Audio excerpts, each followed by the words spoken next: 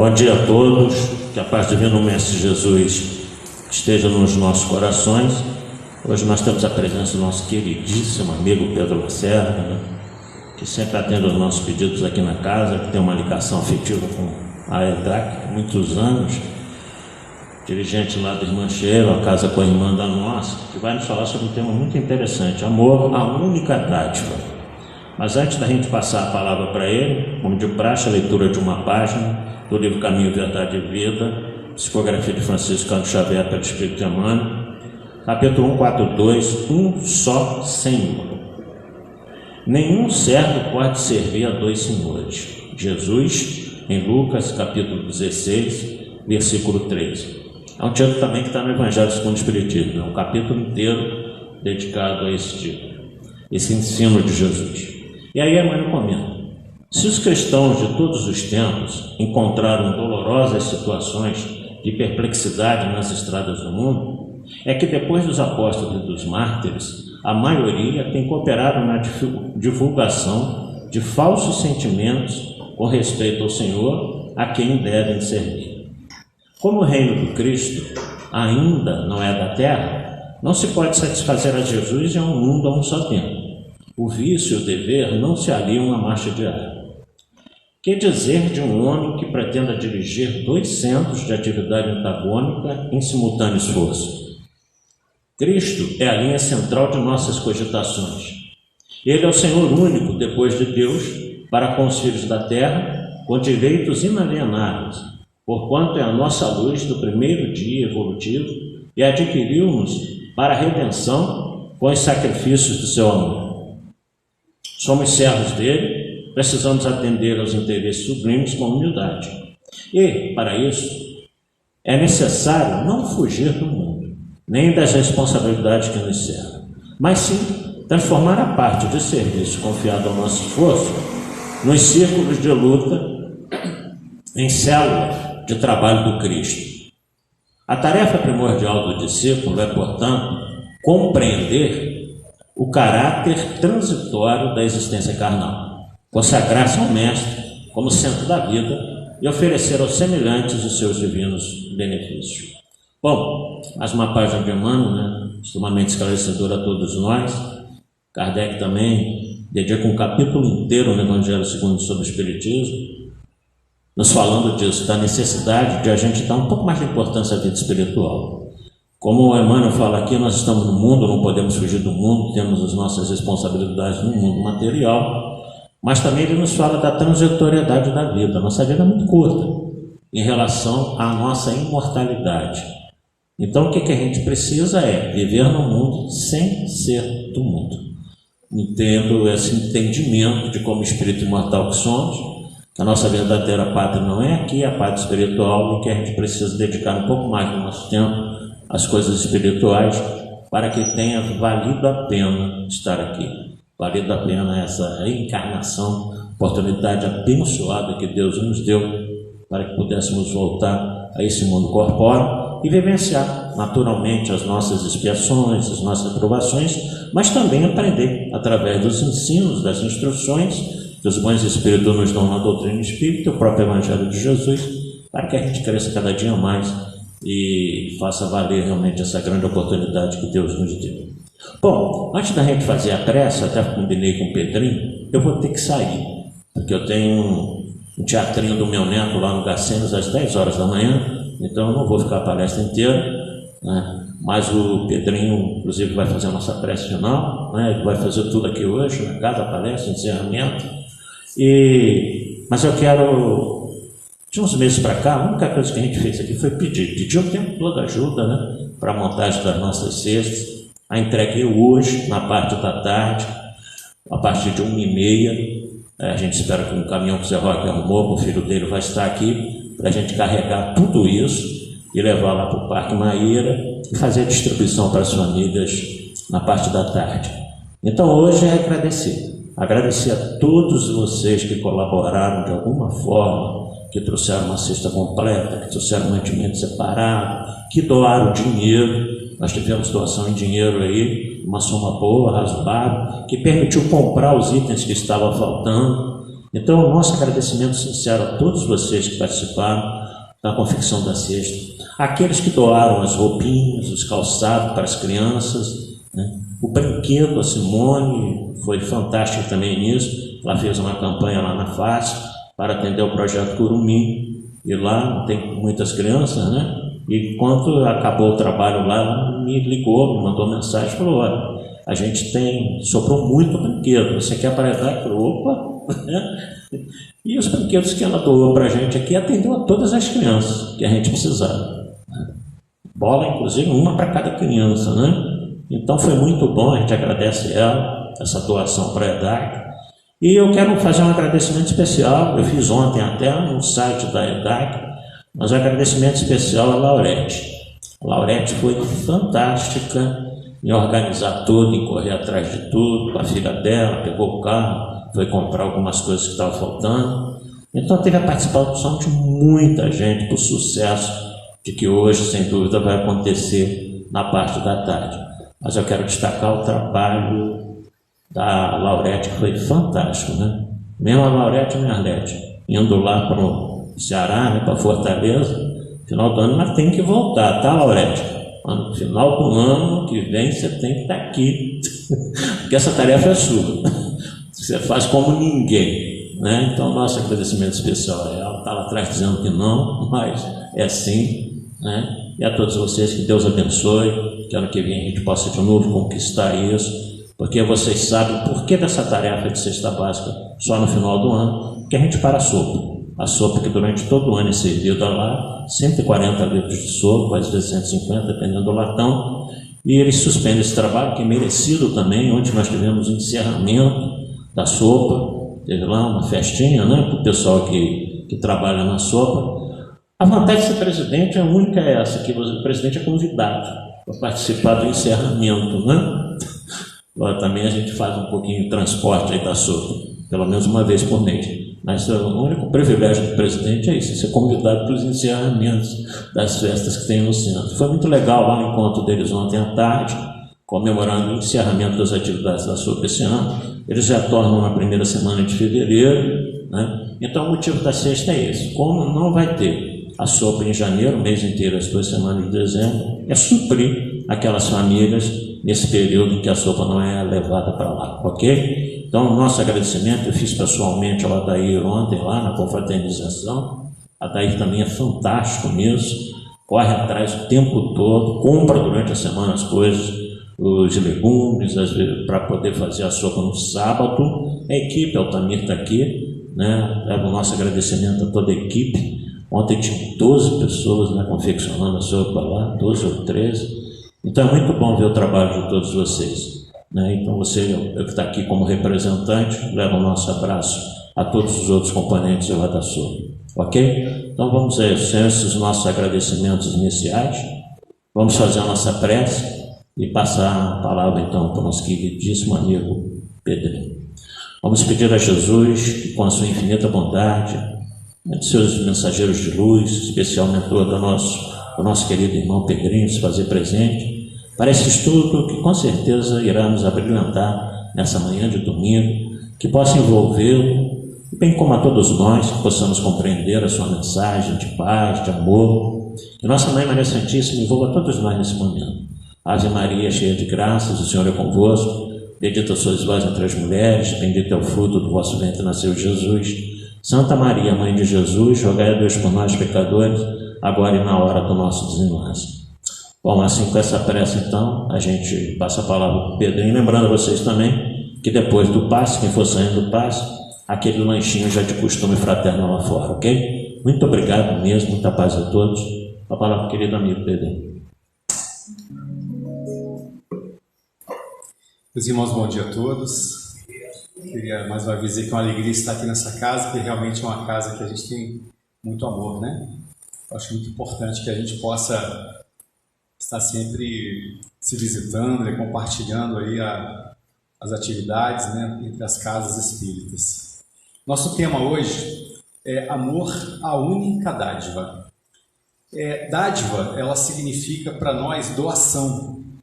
é algo que a gente faz voluntariamente, né? Dádiva é como se fosse um presente. Quando a gente fala assim, é uma dádiva de Deus, né? É um presente de Deus, é uma doação de Deus. E o amor, o Lázaro fala para a gente no Evangelho segundo o Espiritismo, no capítulo 11, que o amor ele é o ponto delicado do sentimento. Então, o amor para nós é o sentimento maior, né?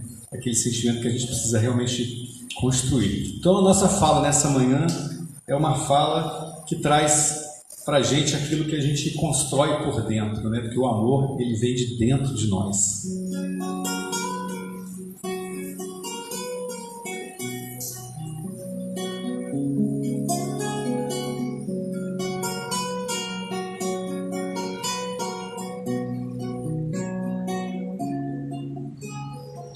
De cada riso e dor, de cada espinho e flor, construo a casa do meu Senhor, com que o mundo abandonou. De cada pedra do chão, construo o templo do coração. A cada dia que vem, a cada dia que vai, ergo em mim a casa de meu Pai.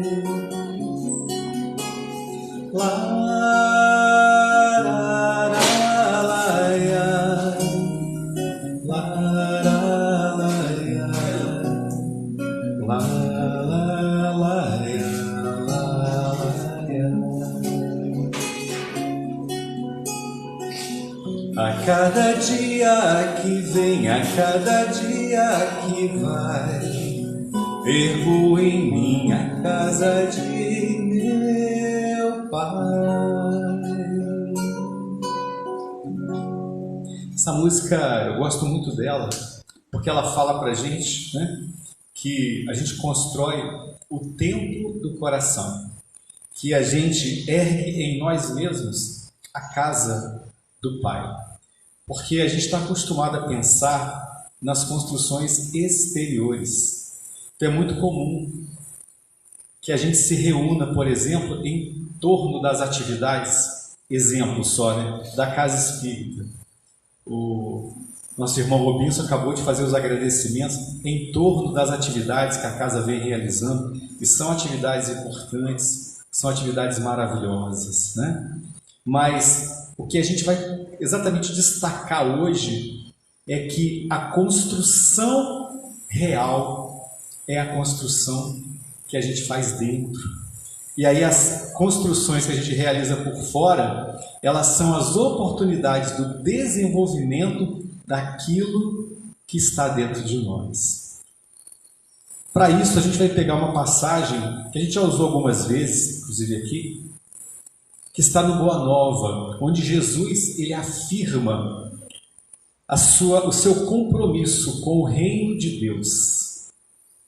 E reino de Deus aqui para nós, ele significa o progresso, ele significa a implantação dos desígnios superiores em nossa vida, significa um mundo de paz, um mundo mais feliz. Mas Jesus vai afirmar para a gente desse compromisso quando ele, passando pela cidade de Jerusalém, olhando o templo, um doutor da lei questiona, né? Galileu, o que fazes na cidade?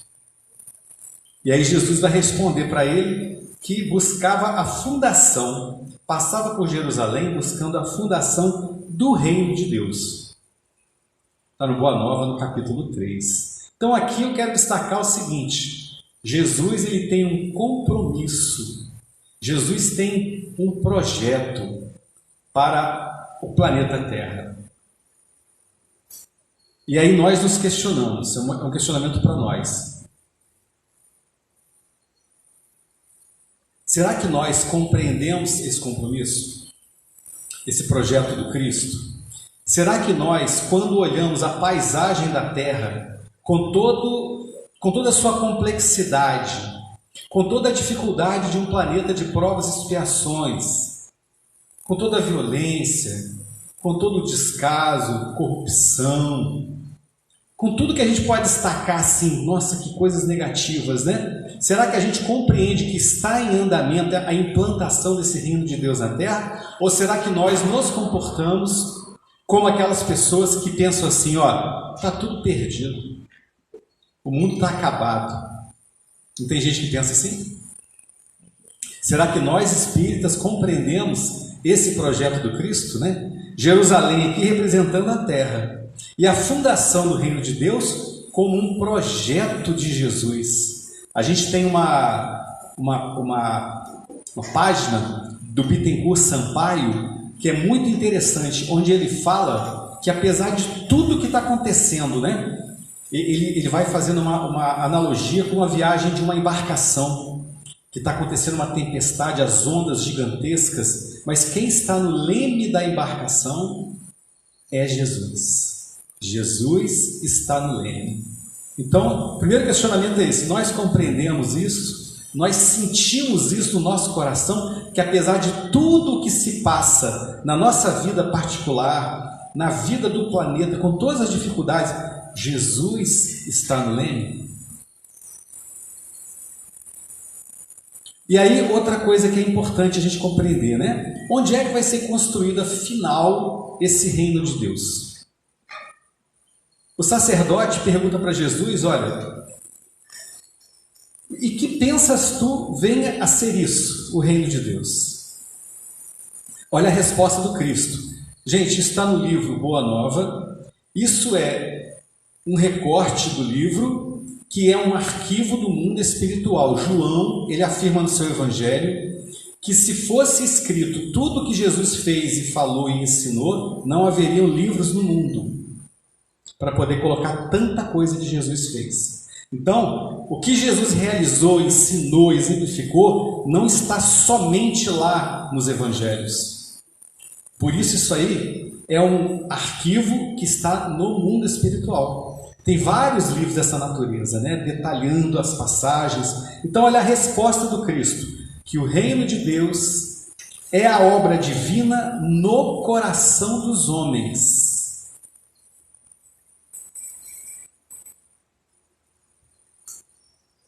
Isso aí é o cerne do que a gente veio trazer aqui agora nessa parte da manhã. Sabe por quê?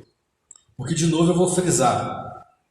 A gente olha para as obras e olha pela aparência externa. Jesus, ele fez um combate a isso o tempo inteiro. Quando ele conversava com os fariseus, ele falava assim, ó, vós sois túmulos caiados por fora, cheios de podridão por dentro. Então, a aparência externa não significa nada.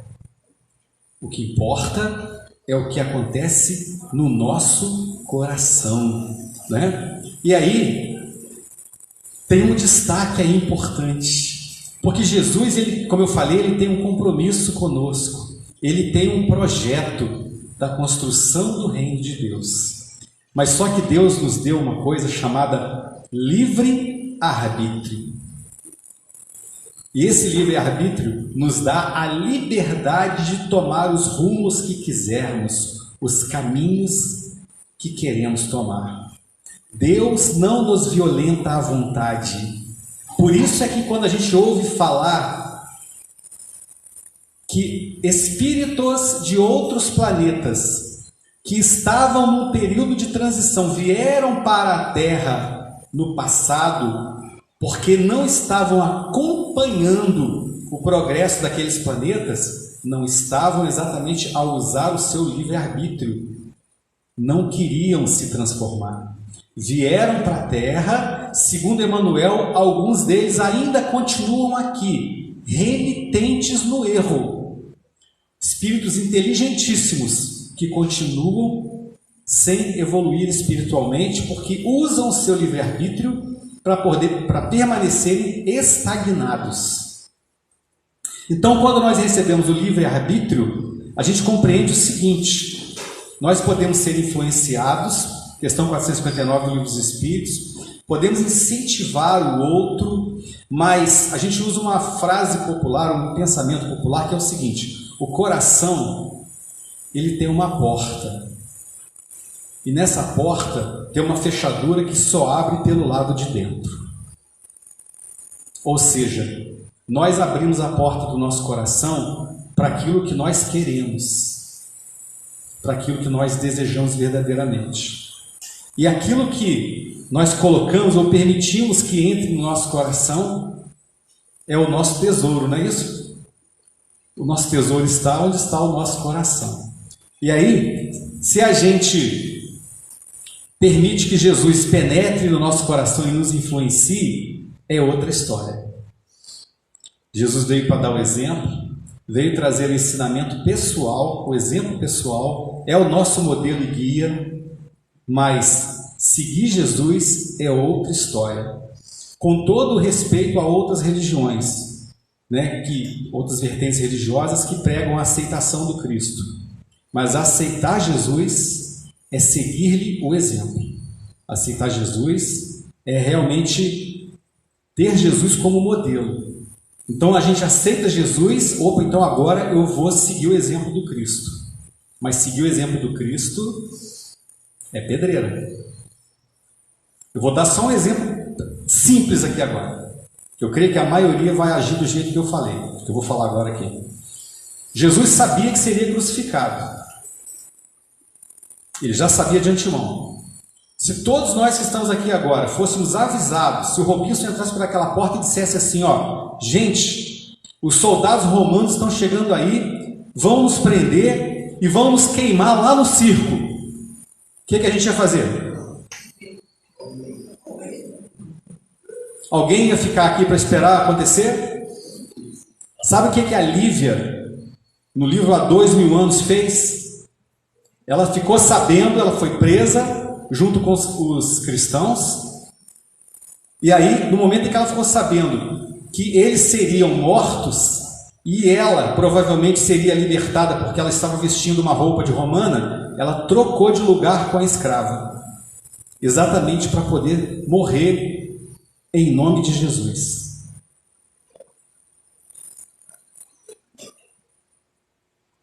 Perceberam a diferença? Então, nós estamos no caminho.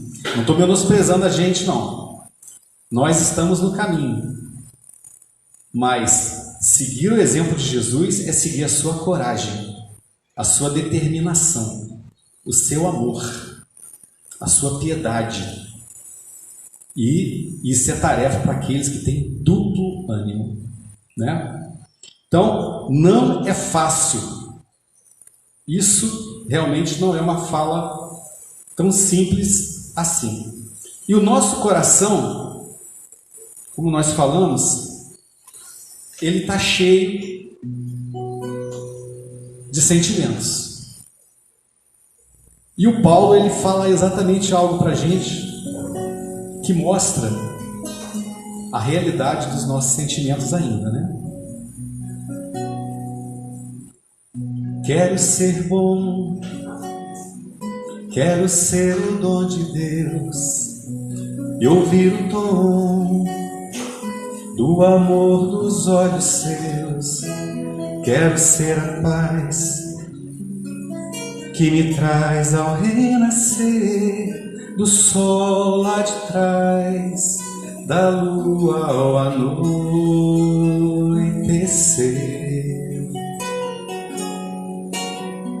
Quero ser bom, mas eu não consigo ser, e o bem que quero eu não consigo fazer.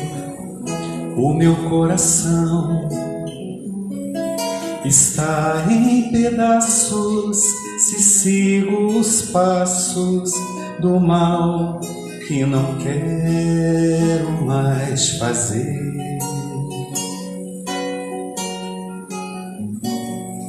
O bem que eu quero não consigo fazer, o mal que não quero reside em meu ser.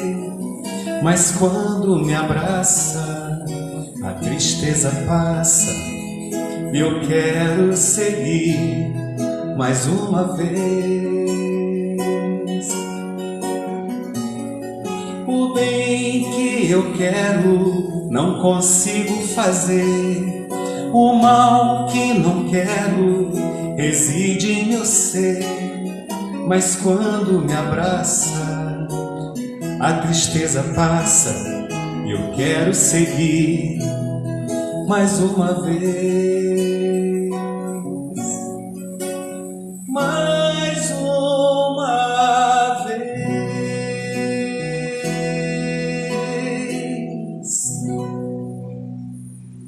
Então a construção do reino de Deus não é de aparência, é trabalho íntimo de renovação e não é fácil, como nós falamos. Jesus vem ratificar isso dizendo para agora Zebedeu, pai de João e Tiago, no capítulo 4 do Boa Nova, quando ele diz assim para a gente, o reino de Deus tem de ser fundado no coração das criaturas.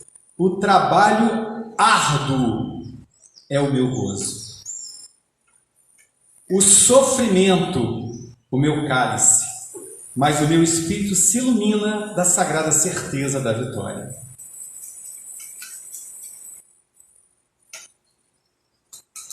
Eu gosto de trazer os recortes para a gente perceber assim, se isso é um arquivo do mundo espiritual, isso é uma fala de Jesus. Jesus, espírito puro, já perfeito, há 4,5 bilhões de anos atrás. E ele vai falar para a gente do trabalho árduo, do cálice do sofrimento como sendo renúncia, sacrifício. Então isso é para mostrar para a gente assim, isso não é um trabalho fácil. Não basta eu aceitar Jesus. Não basta eu me tornar espírita. Não basta eu fazer o curso do ESD. Não basta eu estar numa atividade trabalhando e achar que aquela atividade que se realiza no âmbito do mundo das formas variáveis, que é como fala Emmanuel, que eu estou atingindo a evolução, porque a evolução real, ela acontece no íntimo do coração. Ela acontece dentro da gente, né? Então, por isso o Raul Teixeira fala uma coisa que eu anotei aqui para não esquecer. Ele fala assim numa palestra, gente, parece até que é vaidade, mas tem muito sentido o que ele diz. Ele fala assim, ser espírita não é para qualquer um, não é para qualquer pessoa, e isso não é para que a gente se torne vaidoso, não, porque o verdadeiro espírita se reconhece pelos esforços que ele faz para vencer a si mesmo, vencer as tendências. E aí, às vezes a pessoa chega na casa espírita com um problema, com uma dificuldade. O que a gente quer? A gente quer solução. E tem muita gente por aí vendendo solução fácil, pelo mundo afora. Mas o trabalho é árduo.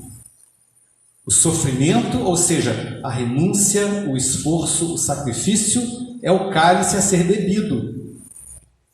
E aí quando a gente ouve na casa espírita assim, de maneira até suave, né? Se eu estou sofrendo hoje, eu sou o responsável pelos meus sofrimentos. É fácil ouvir isso? É fácil a gente ouvir que a gente está inserido, às vezes, num contexto familiar complicadíssimo, ou passando por uma situação dolorosa no âmbito da saúde, né, material, e aí eu ouço assim, mas eu sou o responsável pela vida que eu levo agora. Sou o construtor do futuro, mas eu sou o responsável. Então eu preciso mudar essa realidade. Aí, gente, tem gente que ouve isso aí uma vez e faz assim, esse pessoal é maluco, nunca mais volta. Por isso, ser espírita não é para qualquer pessoa. Quando a gente compreende a justiça de Deus, verdadeira, uma justiça plena e perfeita, a gente compreende que tudo o que está acontecendo, inclusive no planeta Terra, está inserido nesse contexto da justiça divina. Quem já leu o livro Libertação, do André Luiz, vai encontrar lá uma fala que ela é explorada pelo Gúbio, que é o mentor espiritual que está junto com o André, um trabalhador junto com o André Luiz, e também do ministro Flacos. Eles vão fazer a seguinte abordagem, que Deus utiliza a aparente injustiça do mundo para fazer justiça. Essa frase dá um estudo de uma vida, não é nem um seminário. Porque Deus utiliza a aparente injustiça do mundo para fazer justiça. Por isso é que a gente costuma dizer assim, ó, não tem bala perdida, tem bala achada. Ninguém passa por uma situação por acaso. Quando algo, a gente costuma dizer assim, caiu no meu colo, é para mim mesmo. Se essa situação veio para mim, é porque eu mereço, eu preciso daquilo. O nosso amigo Maurício Mancini, lá de Seropédica, nosso companheiro que vem aqui de vez em quando fazer palestra para nós em Volta Redonda, ele brinca dizendo assim, ó, será que Deus manda para a gente o que a gente precisa ou o que a gente merece? E normalmente o primeiro pensamento é assim, ó, é o que a gente merece, né? E aí ele fala assim, gente, mas vamos pensar direitinho, se Deus mandasse tudo o que a gente merece, a gente ia visitar metade da nossa família num final de semana no manicômio. No outro final de semana a gente visitava a outra metade no presídio. Os crimes que a humanidade perpetuou ao longo da sua história foram praticados por nós. Nós somos a humanidade terrena. A gente olha assim para o passado criminoso da vida na Terra e pensa assim, gente, esse povo era muito mau, né? Mas esse povo era quem? Éramos nós. Éramos nós mesmos. Na obra de André Luiz, a gente vai encontrar que a cruz de Jesus, ela é um símbolo tão lembrado até hoje, porque nós, humanidade, trazemos dentro de nós o peso pelo crime praticado contra o próprio Mestre. E que quando a gente tiver se redimido desse crime, a cruz do Cristo, ela pode até ser lembrada, mas ela vai deixar de ser um símbolo, porque Jesus é símbolo de vida. Por quê? Porque nós, humanidade terrena, praticamos esse crime. Então, meus irmãos, Jesus fala para a gente também do seu reino, dizendo que ele vinha trazer a espada. Ele não fala isso em alguns momentos? Eu vim trazer a espada. Então, o reino de paz que Jesus veio trazer, conforme esse diálogo ainda, pegando mais um trechinho aqui do diálogo com Zebedeu, no Boa Nova, no capítulo 4, ele vai dizer para Zebedeu que ele veio trazer as armas para que o homem combata os inimigos que lhe subjugam o coração e que não descansará enquanto não tocarmos o porto da vitória. Jesus está afirmando que nós somos subjugados pelo inimigo, pelos inimigos. Alguns de nós imaginamos que os inimigos são os inimigos desencarnados. Nós espíritas pensamos que são os obsessores. A gente pensa assim, eu estou passando por isso aqui porque os obsessores não me largam. Alguns irmãos de outras religiões vão dizer que é o próprio demônio. O demônio, ele está trazendo a infelicidade para a minha vida. Mas quando Jesus fala dos inimigos que nos subjugam, sem menosprezar a influência dos espíritos, a gente tem que lembrar o seguinte, fazendo uma analogia, é que nós temos, quando apresentamos defecções morais, nós temos uma tomada, onde os espíritos vêm e plugam ali para conectar conosco, para poder nos influenciar negativamente. Positivamente também, né? Se a gente apresenta valores espirituais. Então Jesus fala dos inimigos que nós temos e que nós somos subjugados por eles, né? Então a gente percebe aí que o evangelho que Jesus traz para a gente, que a gente não compreendeu até hoje ainda, porque Jesus falava, por exemplo, do perdão, de ofertar uma face, quando fosse esbofeteado, apresentasse a outra. E aí a gente não compreendeu isso até hoje. A humanidade está ainda derrapando na compreensão dessas orientações. E tem uma música que fala que o evangelho do Cristo não é só livro de prece, que é a lei que o mundo merece, que é um roteiro para o dia a dia. Então, na verdade, a gente tinha que estar agindo e pensando assim, será que é desse jeito que Jesus ensinou? Será que é desse jeito que Jesus agiria se ele estivesse no meu lugar? Mas a gente age conforme a gente normalmente já vem vivendo há milhares de anos. Nós somos seres milenares que estamos aqui tentando vencer essas tendências que alimentamos há muito tempo. Ô, gente, por isso que não é um trabalho fácil. Imagina você vivendo há milhares de anos alimentando aquelas tendências. Aí, de repente, você se depara com o Evangelho de Jesus, e aí aquilo mostra para você uma nova paisagem, um novo panorama, um novo caminho a ser seguido. Você tem que mudar tudo na sua vida. Olha as mudanças, como é que são difíceis. A gente vive, por exemplo, agora, uma era tecnológica. Tem gente, atualmente, que viveu a vida inteira completamente fora desse período. Então, tem pessoas que não conseguem, por exemplo, ligar um computador. Isso não é uma crítica, não. É só para mostrar o quanto é difícil, né? Existem redes sociais hoje dos mais diversos matizes, e que mesmo nós que ligamos o computador, que acessamos uma internet, que temos um celular, a gente tem dificuldade, né? Eu, por exemplo, eu tenho Facebook e Instagram, mas eu mal sei mexer. Eu mexo muito pouco, né? Eu uso lá o WhatsApp. Já as minhas filhas não, é outra geração, né? Estão ali adaptadas. E para mim é difícil me adaptar? É difícil. Eu sou de uma outra geração, que a gente se juntava para jogar bolinha de gude, jogar bola, brincar de pique, né? E a criançada hoje é geração celular. Então, a adaptação às mudanças não é fácil.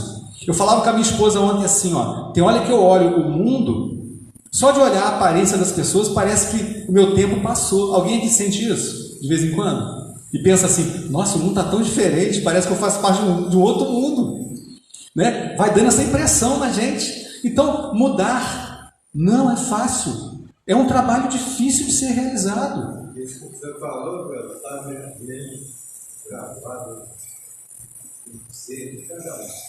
Não é? Nesse passado, hoje eu falei com minha esposa, tem muito filho que condena o pai. Mas quando eles estiverem idosos, o pai já estiver desencarnado, começa a fora da inteligência. Aí que eles vão compreender melhor, né?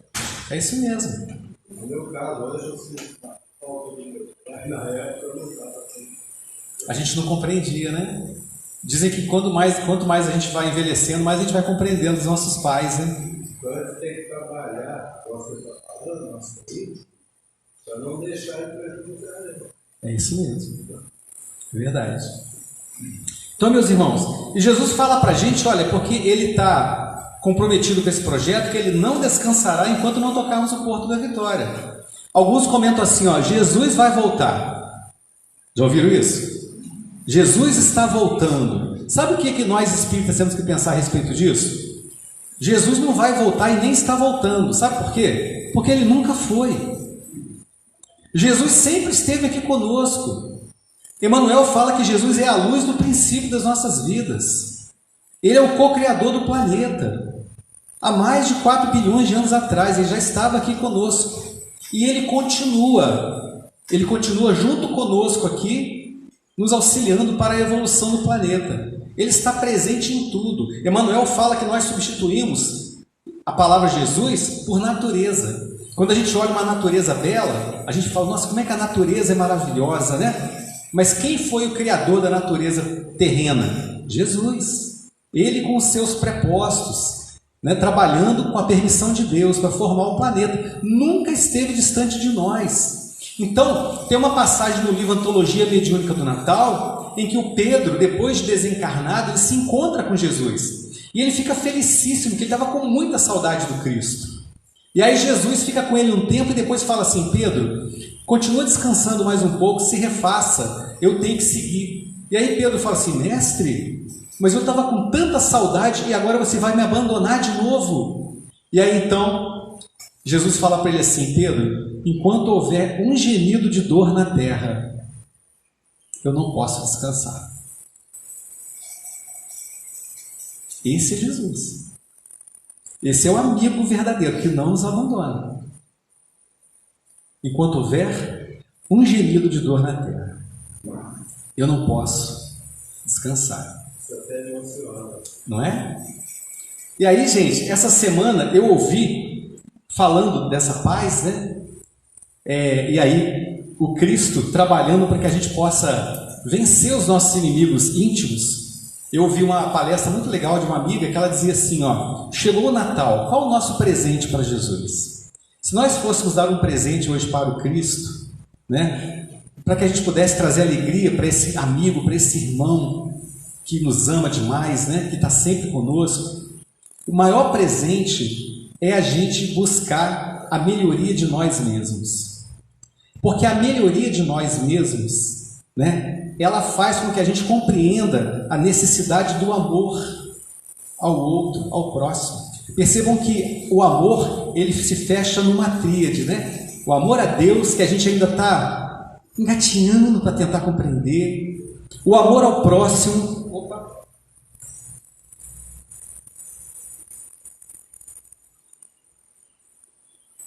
O intruso ali. O amor ao próximo, que a gente precisa desenvolver e é o que está ao nosso alcance agora. Mas para isso, eu tenho que entender que o amor que eu preciso desenvolver, ele parte de dentro. Então, quando eu dou, por exemplo, um pacote de arroz, uma cesta básica, isso é beneficência. Isso é beneficência.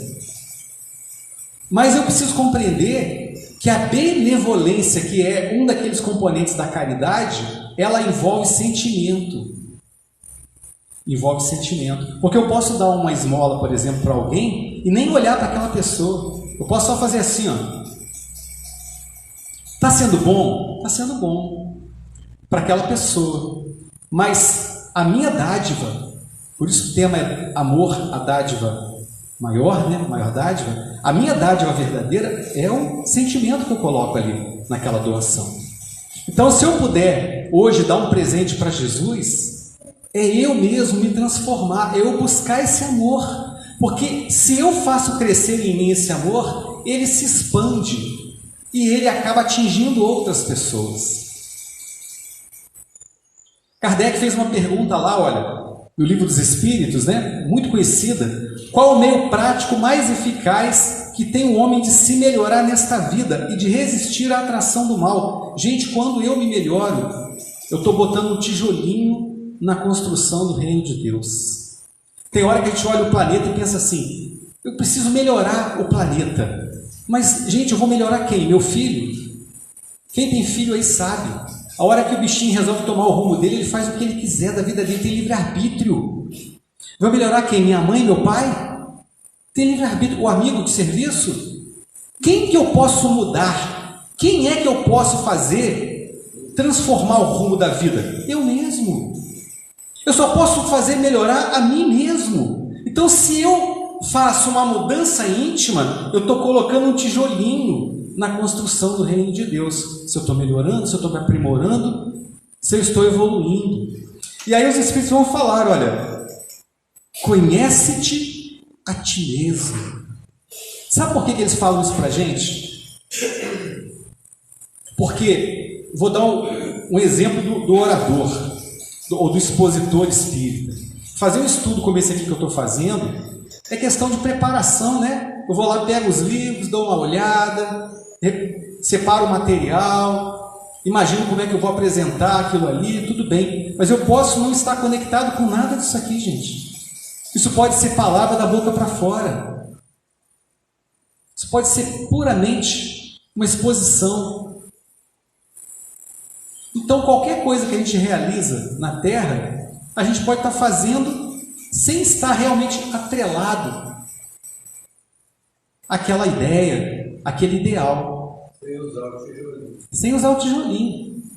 Então, o conhecer a si mesmo, você vai trabalhar na intimidade, aquilo que você efetivamente precisa realizar. Sabe o que é interessante? Eu vou citar um exemplo aqui de um amigão muito amado. Vocês conhecem ele, o Corides. Vocês conheceram o Corides, que fazia palestra com o cartazinho? Fazia palestra aqui também, não fazia? Né?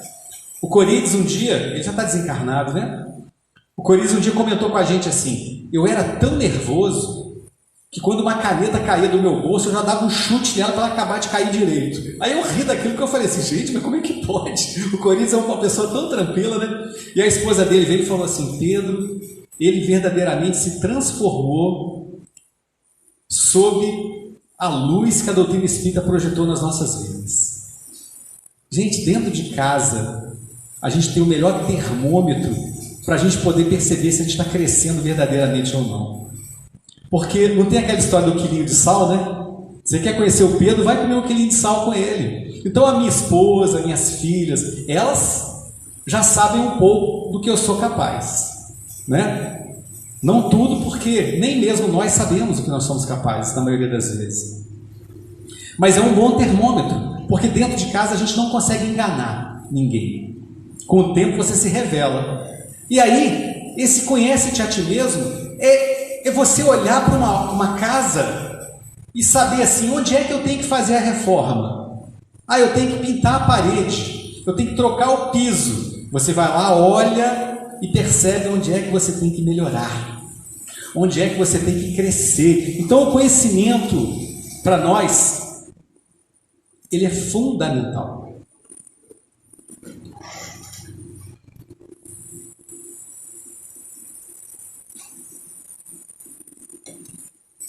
Por isso o estudo da doutrina espírita, o Evangelho no Lar, as reflexões, as preces, conversar com o nosso mentor espiritual, tudo isso, gente, é um caminho de libertação, é um caminho de paz.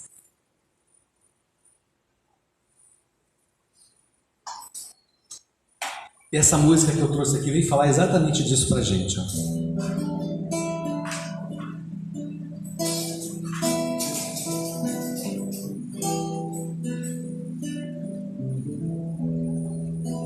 Vibrações de amor acalmam nossos corações,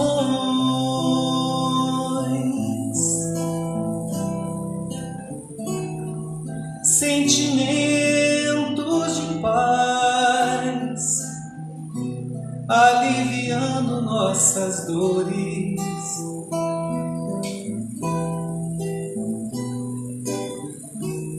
Quem quer crescer deve romper com tudo o que fez sofrer, partir em busca do aprender, se renovar, se entender, se compreender, se conhecer.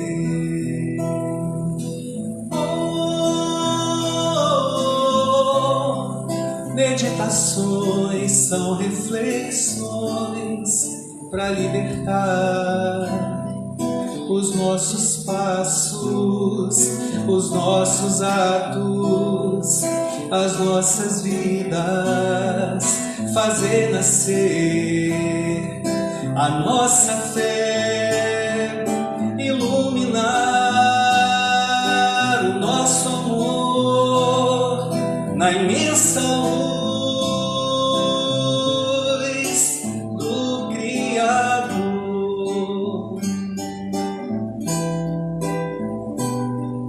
na imensa luz do Criador.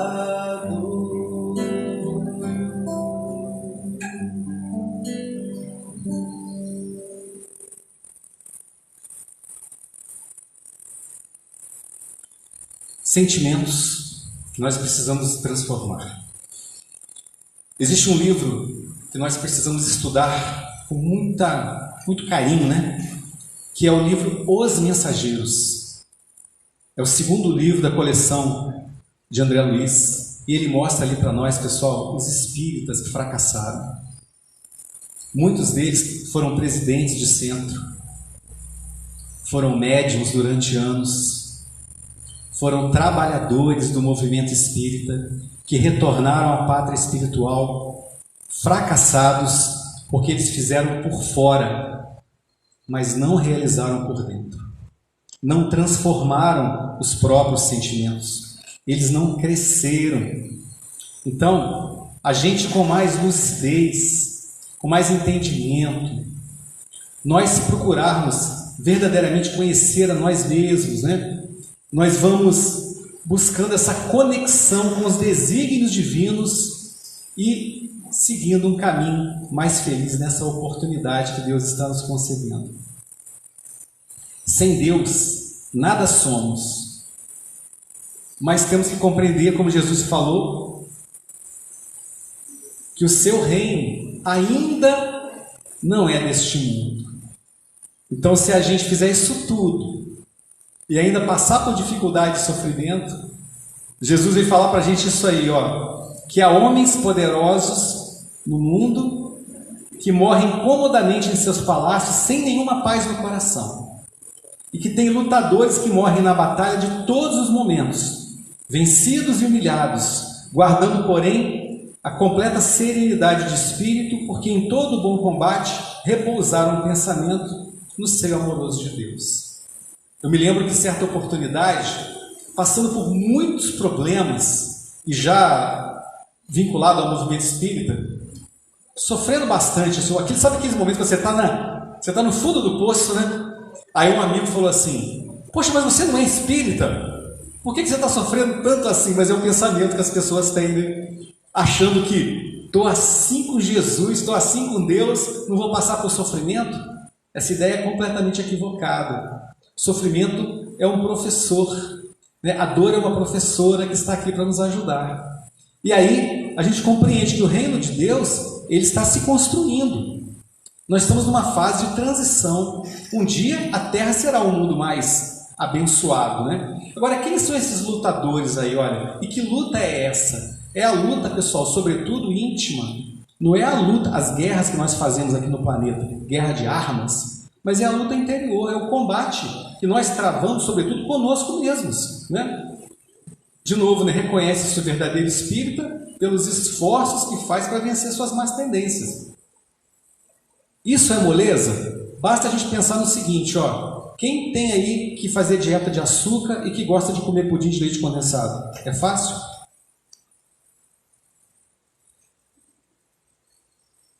É fácil mudar o hábito alimentar? Se mudar o hábito alimentar já é uma luta, imagina você vencer uma paixão moral, vencer uma dificuldade, como por exemplo aquele indivíduo que é ligado ao sexo desregrado, aquele indivíduo que é maledicente, né? São os vícios mais difíceis de vencer. São vícios que a gente passa uma encarnação inteira lutando contra ele, desencarna, retorna e continua lutando. É assim que funciona, né?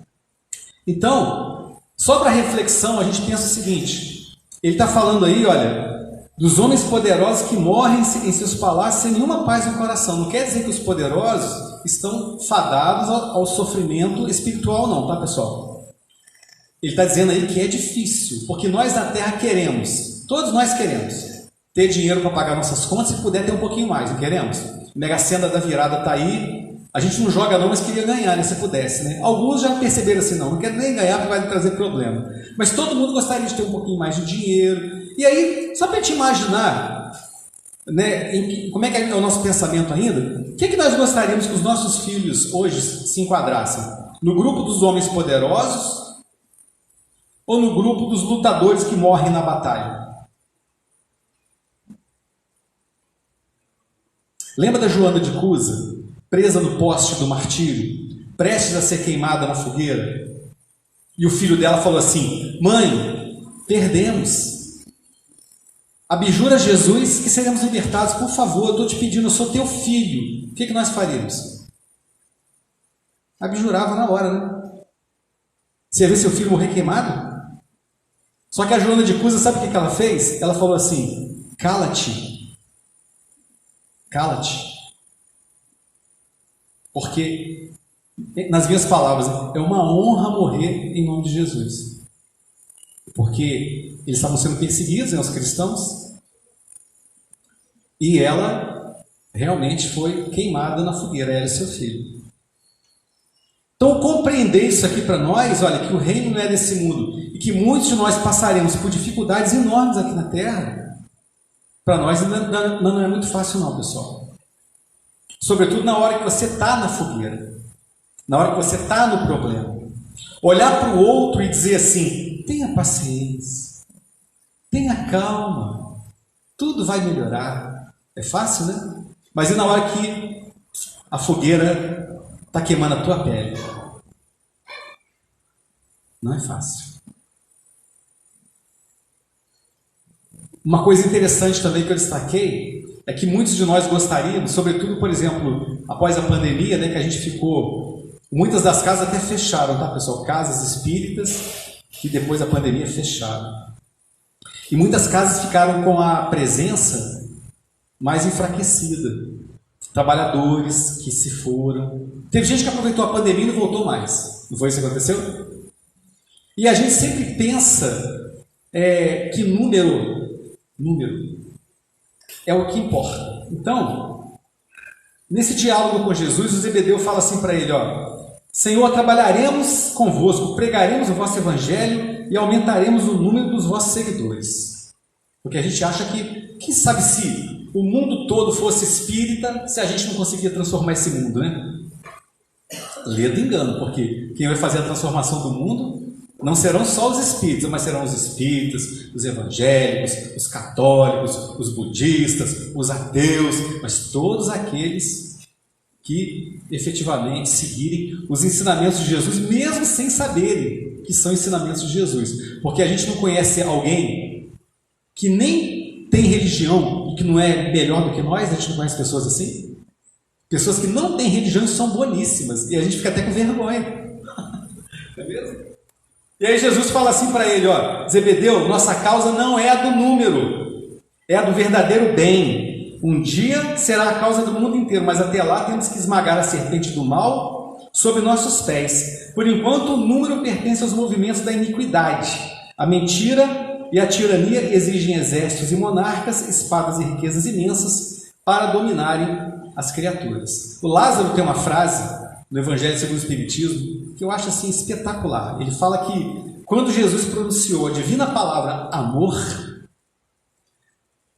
os povos sobressaltaram-se e os mártires, ébrios de esperança, desceram ao circo.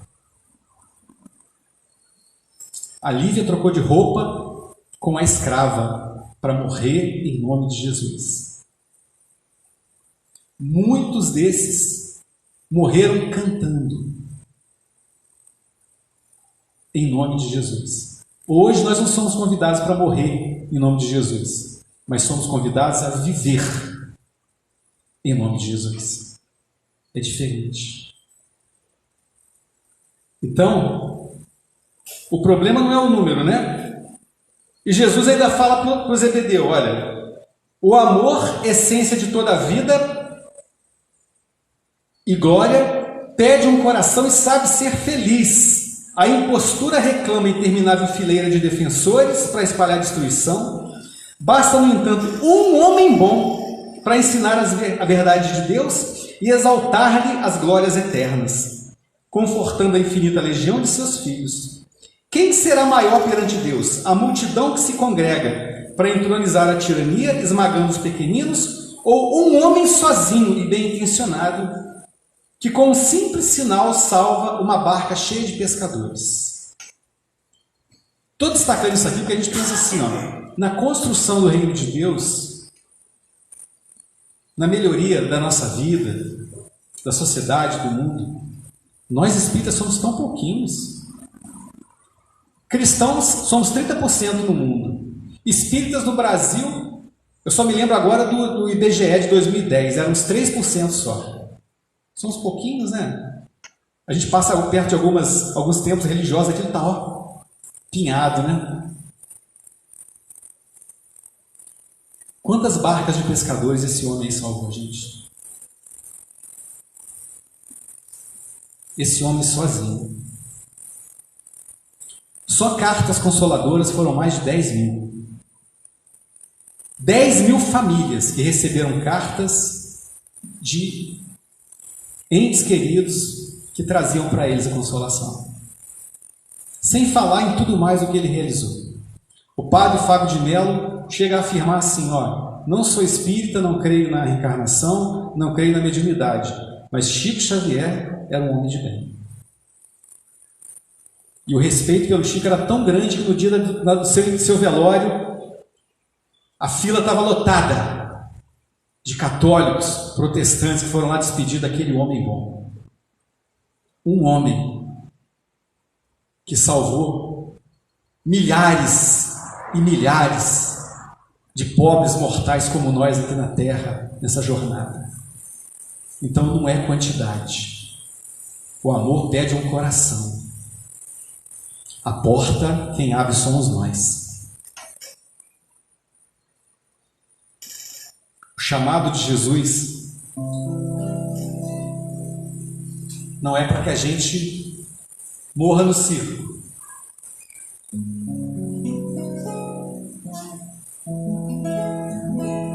Mas é para que a gente construa em nós o amor. Então ele veio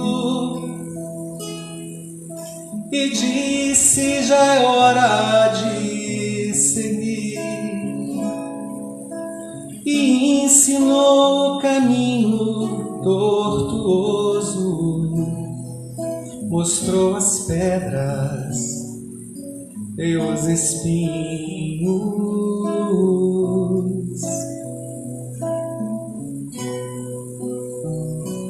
E quando viu que o medo assolava os nossos corações, nos fez olhar o sol atrás dos montes, só disse: confiem e vão.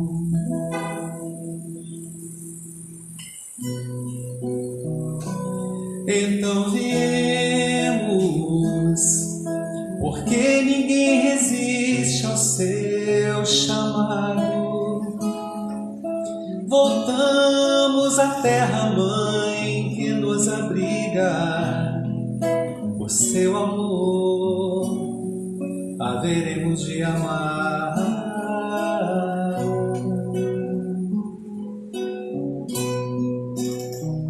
E ao final da luta, Ele haverá de estar nos esperando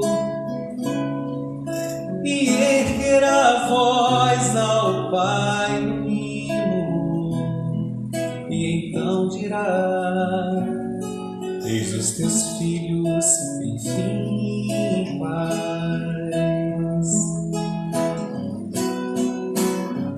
Então viemos, porque ninguém resiste ao seu chamado. Voltamos à terra-mãe que nos abriga. Por seu amor haveremos de amar.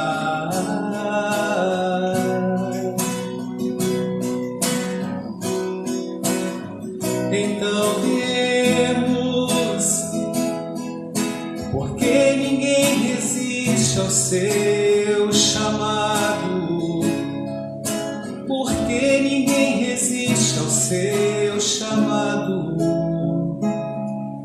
Por seu amor haveremos de amar.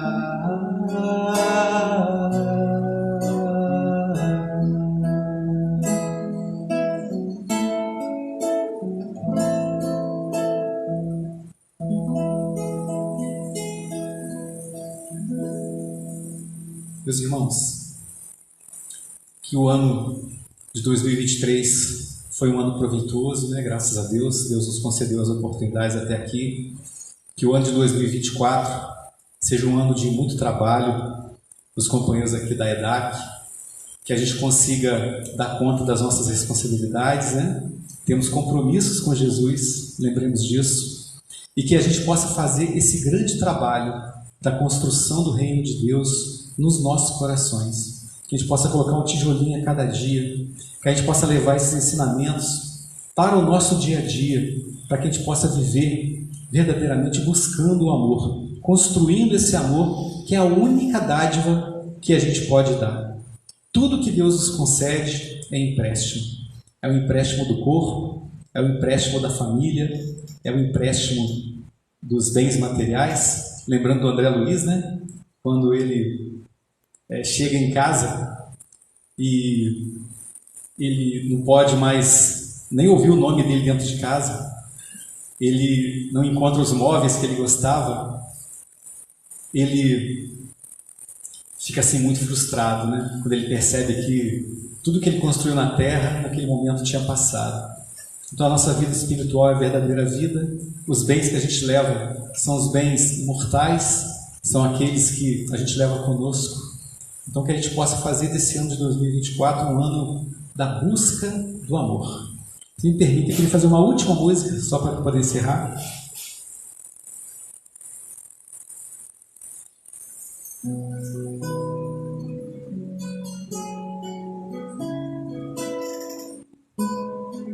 Todos nós queremos ser amados. Mas o melhor do amor, pessoal, é a gente amar. Busco tua luz na imensidão, tua presença se faz sentir, chegas, entendo teu olhar, mas Senhor, mal posso te encarar, estendes a mão, esperas por mim, assim como sou, é o teu imenso amor. Entendo, Jesus, o que queres de mim, preciso mudar,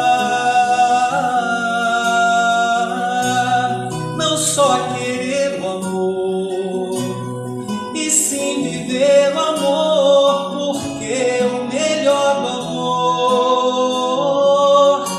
é amar, não só querer o amor, e sim viver o amor, porque o melhor do amor é amar.